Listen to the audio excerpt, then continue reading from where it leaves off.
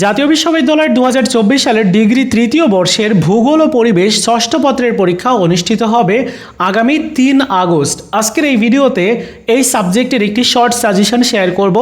সাজেশনটা পড়লে আপনি পরীক্ষাতে 80 থেকে 90% পর্যন্ত কমন পাবেন। চলুন সাজেশনটা দেখি। ভূগোল ষষ্ঠ পত্রের এই সাজেশনটার মধ্যে আপনি দেখতে পাবেন ক বিভাগের অতি সংক্ষিপ্ত প্রশ্ন মাত্র 17টা রয়েছে। এর সাথে খ বিভাগের প্রশ্ন রয়েছে 11টা, গ বিভাগের প্রশ্ন রয়েছে 10টা। এই প্রশ্নগুলো অবশ্যই প্রত্যেকে ভালো করে কমপ্লিট করবেন। আর এই ভিডিওর প্রথম পিন কমেন্টসে আমি এই পিডিএফটি ডাউনলোড করার লিঙ্ক দিয়ে রেখেছি।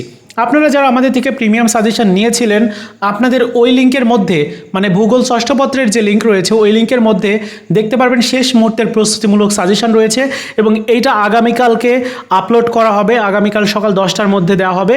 সো আপনারা ওই সাজেশনটা থেকে মোটামুটি একদম শেষ সময়ের জন্য 4 থেকে 5টা প্রশ্ন পড়ে গেলেই দেখবেন পরীক্ষাতে কমন পেয়ে যাবেন। তো এই ছিল ভিডিও, দেখা হচ্ছে নতুন ভিডিওতে। ভালো থাকুন সবাই, ধন্যবাদ।